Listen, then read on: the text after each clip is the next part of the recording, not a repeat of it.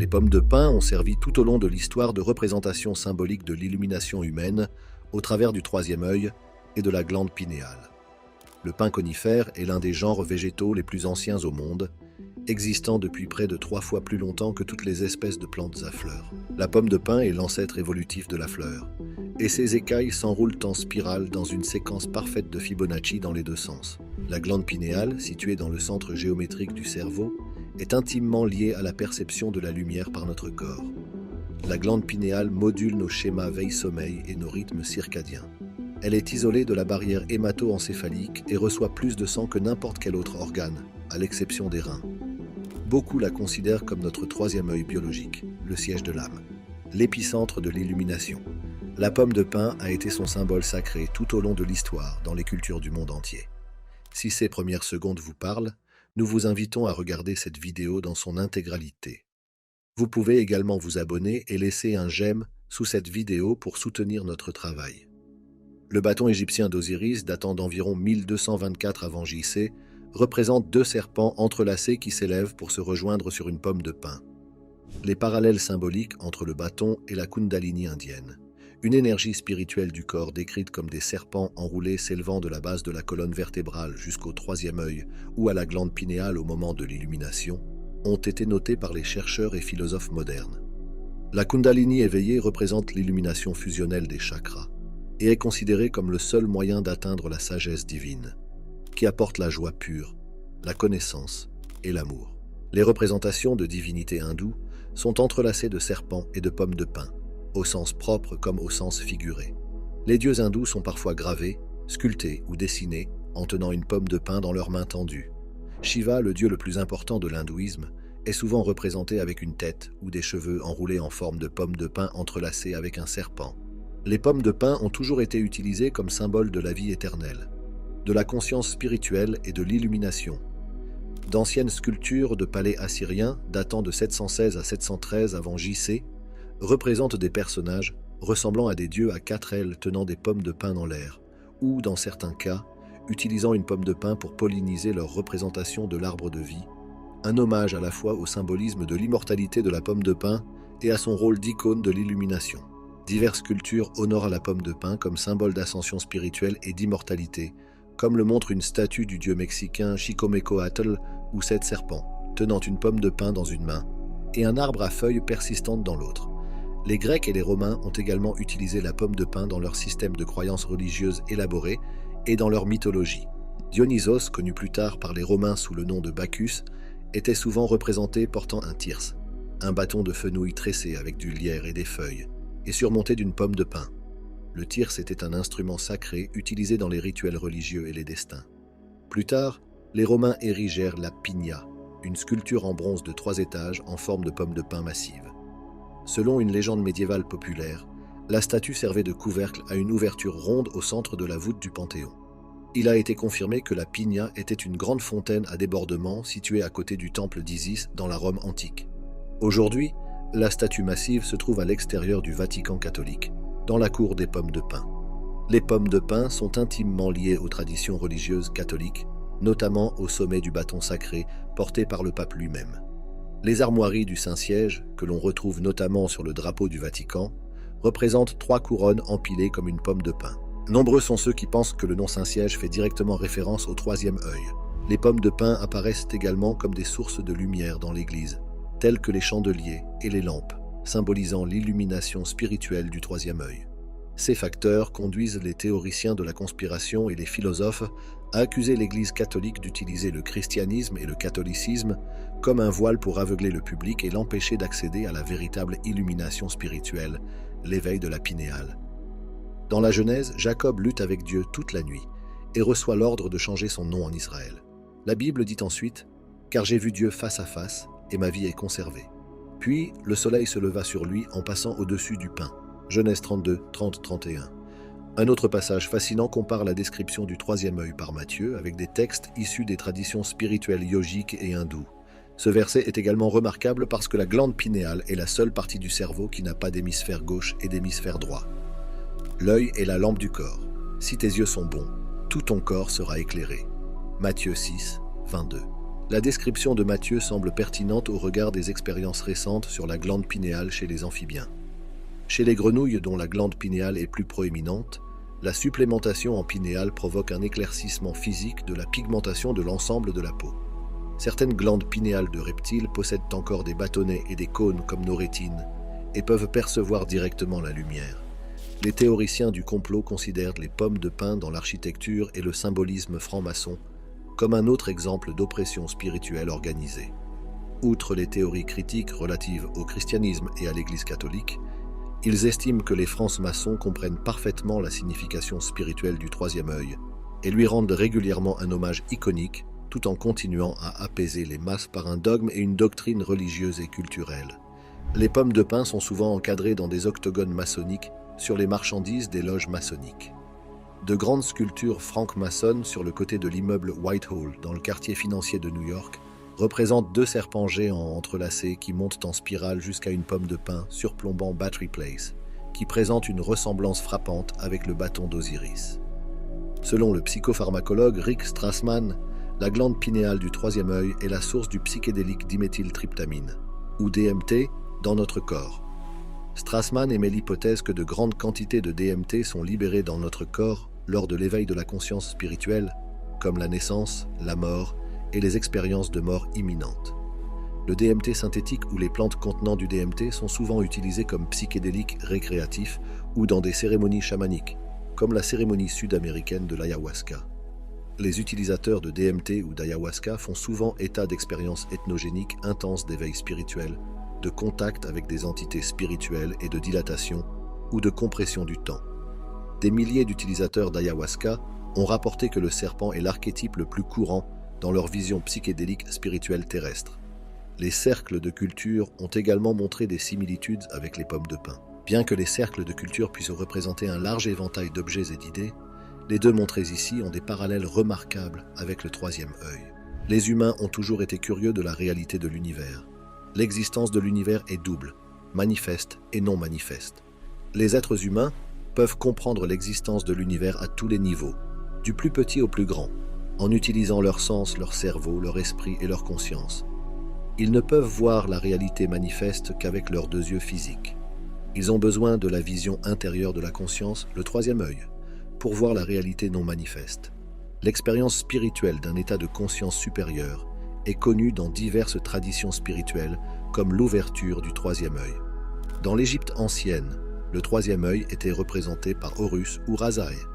Dans le bouddhisme, le troisième œil est le symbole d'un état de conscience supérieure et de l'illumination.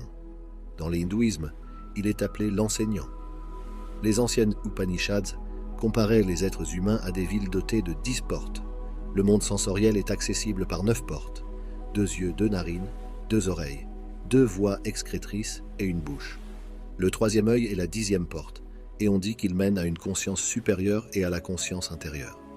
Lord Shiva, un dieu hindou, est toujours représenté avec un troisième œil sur le front. Shiva représente également la conscience. Le troisième œil est considéré comme un portail vers les dimensions cachées de la réalité que les yeux physiques ne peuvent pas percevoir. Ce que le troisième œil voit transcende les limites du monde physique et n'est pas lié par le temps ou l'espace. Avec le troisième œil, on peut voir des choses d'autres parties du monde, des événements passés et futurs. Ouvrir le troisième œil permet à une personne de connaître des niveaux de conscience plus élevés et facilite le processus d'évolution de la conscience jusqu'à l'atteinte de la conscience cosmique. Cela permet également à une personne de voir chaque niveau de conscience sous des angles différents dans des situations différentes. Le spectre de la conscience fait référence aux différents types d'expériences vécues par les individus tout au long de leur vie. Voici les 9 principaux types de conscience humaine. 1. La conscience de la vie commence dans le ventre de la mère. 2. La conscience des sens commence lorsque l'enfant naît et commence progressivement à percevoir les choses avec ses sens. 3. La conscience de soi est ressentie lorsqu'une personne aime ou n'aime pas certaines choses. 4. La conscience du langage est ressentie lorsqu'une personne commence à prononcer des sons significatifs. 5. La conscience rationnelle commence lorsqu'une personne commence à réfléchir à ce qui est bien ou mal. 6. La conscience sociale se développe lorsqu'une personne commence à communiquer et à interagir avec les autres. 7. La conscience des rêves se manifeste lorsqu'une personne visualise des rêves pendant son sommeil et fantasme sur des choses lorsqu'elle est éveillée. 8. La conscience créative apparaît lorsqu'une personne commence une activité créative. 9. La conscience cosmique est réalisée lorsqu'une personne rencontre une dimension spirituelle. La conscience cosmique est la prise de conscience de l'ordre cosmique de l'univers au-delà de la réalité manifeste. Cette prise de conscience s'accompagne d'une illumination intellectuelle, suivie d'un état de délectation morale et d'un sentiment de joie.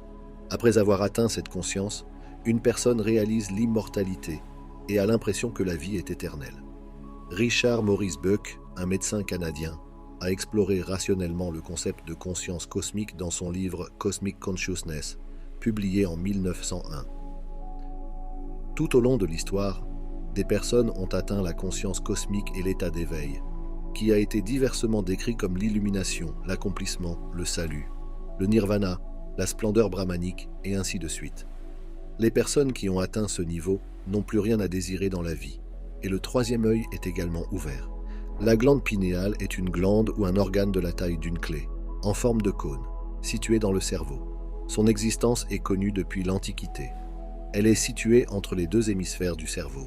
De nombreux mystiques appelèrent cette glande le troisième œil. Des chercheurs en médecine et d'autres personnes en apprennent de plus en plus sur ses fonctions. La glande pinéale est un organe sensible à la lumière qui sert de chronométreur au corps humain. Certains prétendent qu'elle permet une prise de conscience interdimensionnelle du moi intérieur et de la réalité spirituelle. En plus de réguler des fonctions corporelles essentielles, telles que la respiration et le rythme cardiaque, de nombreuses personnes pensent qu'elle est le siège de l'âme. Les philosophes et les adeptes de la spiritualité se sont longtemps interrogés sur la véritable fonction de la glande pinéale.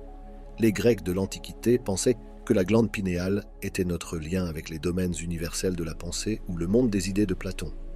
René Descartes, le célèbre philosophe, l'appelait le siège de l'âme.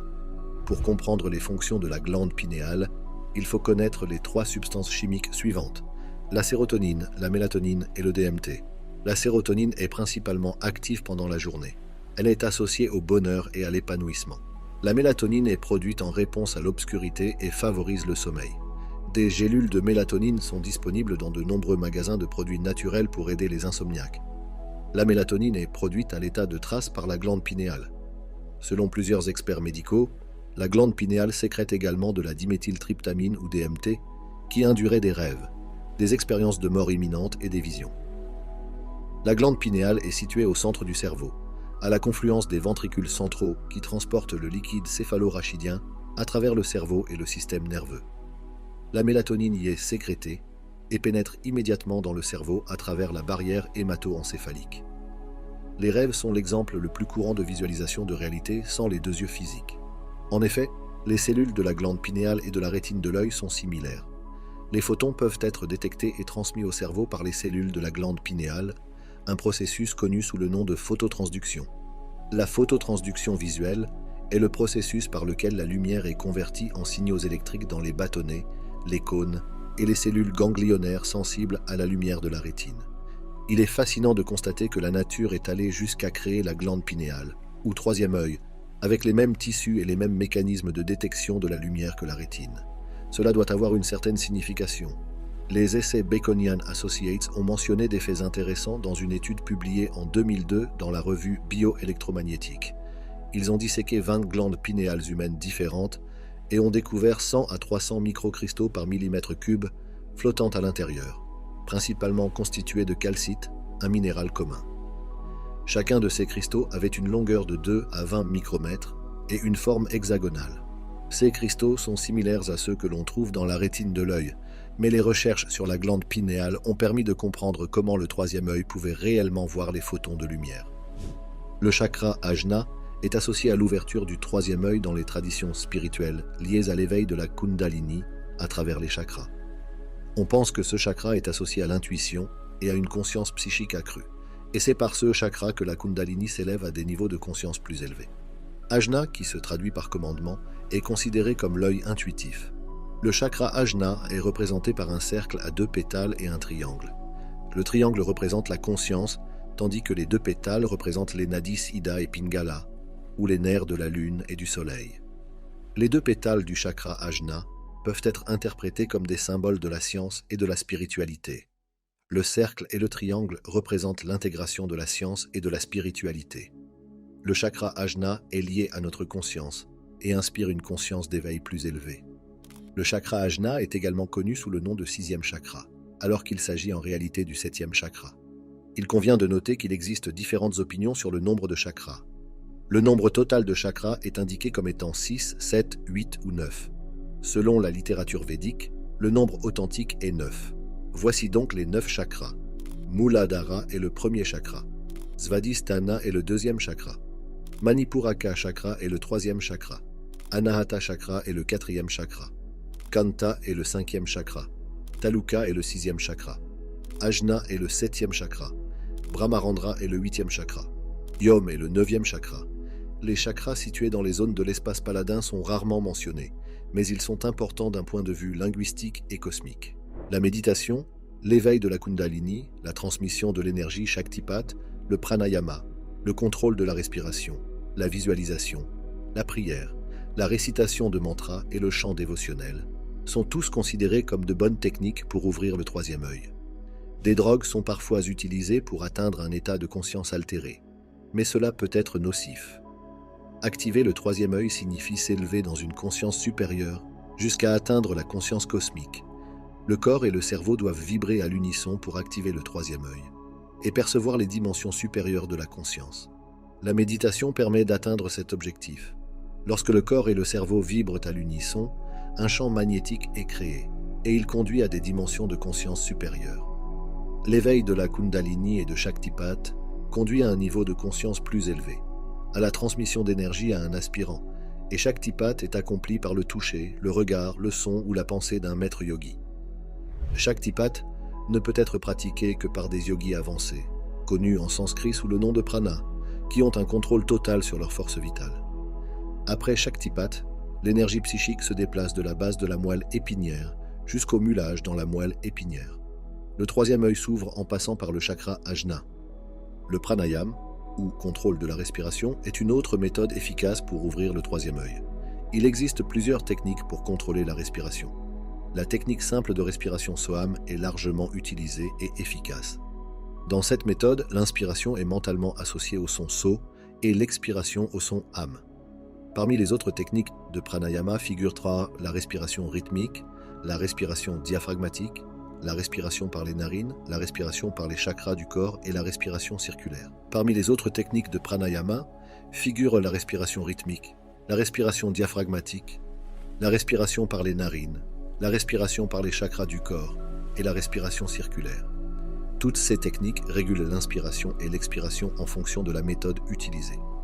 Toutes les techniques respiratoires favorisent l'apport d'oxygène à toutes les parties du corps, en particulier au cerveau. La plupart des experts médicaux pensent qu'une respiration contrôlée et profonde est bénéfique à la fois pour le corps et pour le cerveau. Lorsque le troisième œil s'ouvre, une personne commence à vivre des expériences inhabituelles, même si ses yeux physiques sont fermés. Elle peut soudainement voir différentes images, certaines n'ayant aucun sens et d'autres étant très vives ou floues. Il existe de nombreuses dimensions au-delà des sens auxquelles on devrait pouvoir accéder grâce au troisième œil. L'ouverture du troisième œil facilite la visualisation à distance. On attend d'un téléspectateur qu'il fournisse des informations sur un objet caché à l'œil physique et séparé de lui par une distance considérable. C'est le psychologue Russell Targ et le physicien Harold Puthoff qui ont inventé ce terme pour le distinguer de la clairvoyance, alors qu'ils dirigeaient l'équipe du Stanford Research Institute. Parmi les idées soutenues par Puthoff concernant la visualisation à distance, on trouve une affirmation faite dans le livre Occult Chemistry, selon laquelle 2 disciples de Madame Blavatsky, la fondatrice de la théosophie, étaient capables de visualiser à distance la structure interne des atomes. L'ouverture du troisième œil permet la visualisation créative, c'est-à-dire la technique qui consiste à visualiser des comportements ou des événements spécifiques dans la vie d'une personne. Selon les partisans de cette technique, le fait de créer une image détaillée de ce que l'on veut, puis de la visualiser avec tous ses sens, encore et encore, augmente le pouvoir de l'intuition. La perception extrasensorielle, ou PES, est la réception d'informations qui ne sont pas reçues par les sens physiques connus, mais plutôt par l'esprit ou le troisième œil. La perception extrasensorielle est familièrement appelée sixième sens, instinct ou intuition.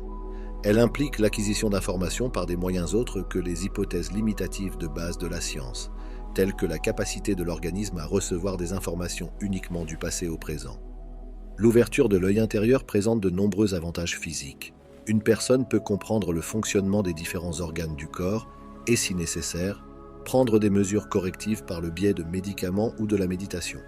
Une respiration contrôlée et profonde est également bénéfique pour la santé. Elle permet d'interpréter correctement les rêves en raison de la relation entre la glande pinéale et les rêves. Il est possible d'interpréter et de comprendre leur signification. Il est également possible de contrôler ses rêves et de faire des rêves lucides.